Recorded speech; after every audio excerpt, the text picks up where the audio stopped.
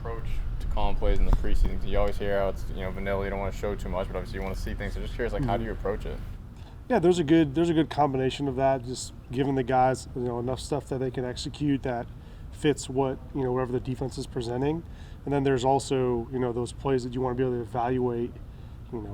Starting really at every level: the O-line, the blocking, pass pro, the finish. All the fundamental things that we talk about, all the route running and the decision making at the quarterback level, running backs, tight ends, blocking, all those things on the perimeter. So there's definitely an evaluation aspect of it, and also allowing the players to play fast, just like we would do really for any game plan. We go through all those details and say, okay, we can put these guys in this spot because they can play fast and go execute. Along those lines, you went a lot of different formations with the first in there, and exclusively passing plays. What was the motivation behind going that way? Yeah, I think that's just kind of how the game unfolded early based on what the defense was presenting. So we maintained kind of some flexibility with those openers to kind of jump into that kind of stuff. So it's really, we had a plan going in, they adjusted, we adjusted, and so I thought our guys did a nice job of jumping into that and executing. When you see it successful like that, is there a part of your mind also saying, at some point we're going to unleash Saquon on this too? Does that go through your mind at all? I just thought that first drive was a really good, clean drive. I think the guys, again, executed, communicated. We had, personnels in and out off the field, and they communicated all those things. I think as we get going and guys get intermixed into the offense and, we're continuing the game plan stuff, I think that'll grow and develop. But, it was a good week. We won the game. We got to be able to turn the page and learn from that.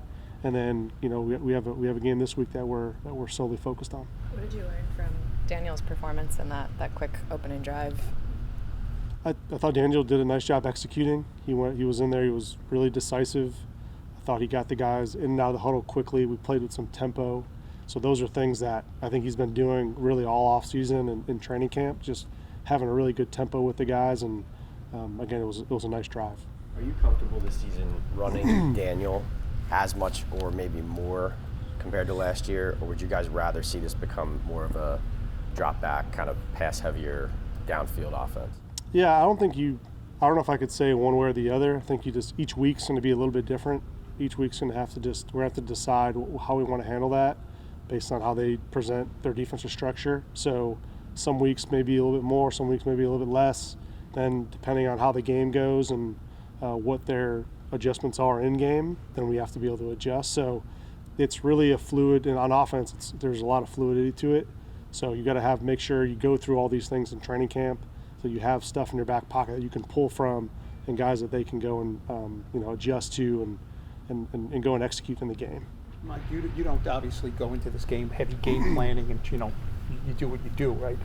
But because you're playing the Jets this season, is there stuff you can almost like put in there that you will use or you won't use, and then when you play them, will you look back at this game, or is it a preseason game you don't deal with that?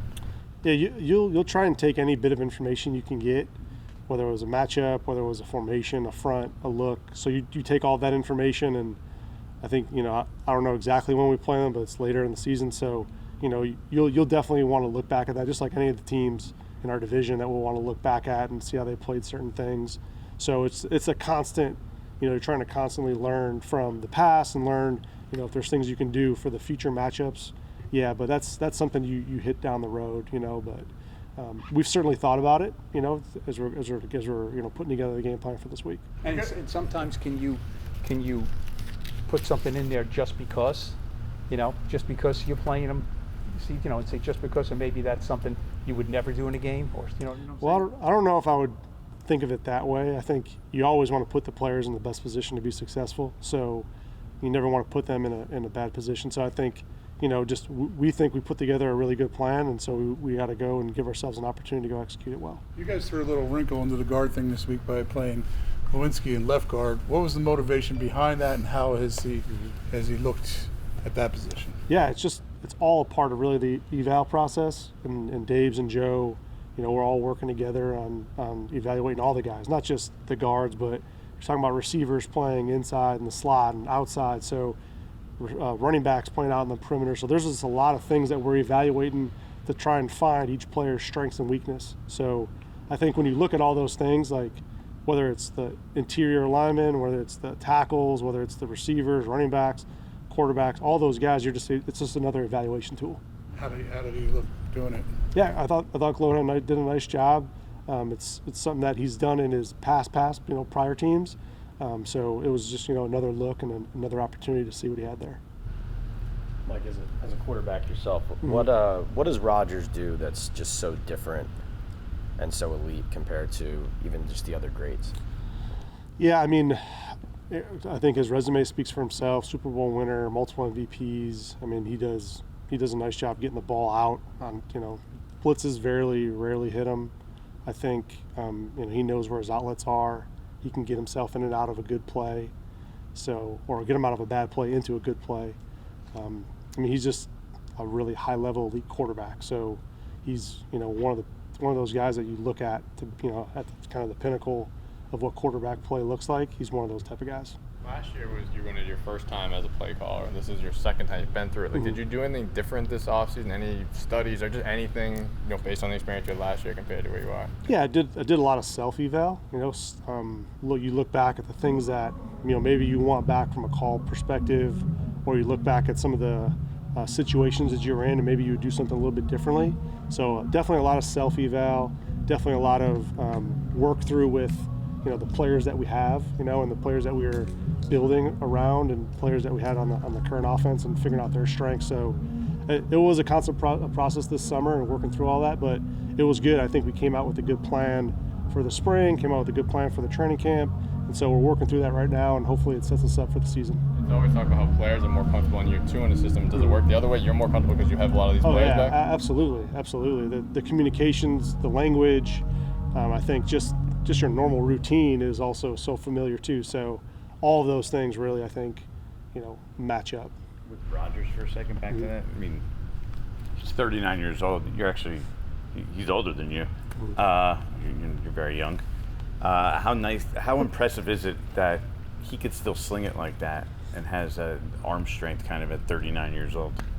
Yeah, I mean, it's impressive. It's impressive, and it's not something I'm shocked about. It's why he's still playing, and I haven't had much action this offseason or in the preseason, but I mean, I'm sure he's going to be playing at a high level. So he's a great quarterback. Mike, with Jalen Hyatt, I was talking to him yesterday because there were a couple times where it almost looked like he had pulled up. Not that he stopped running a route, but kind of was, and he explained to me that that's just how he is on the practice field.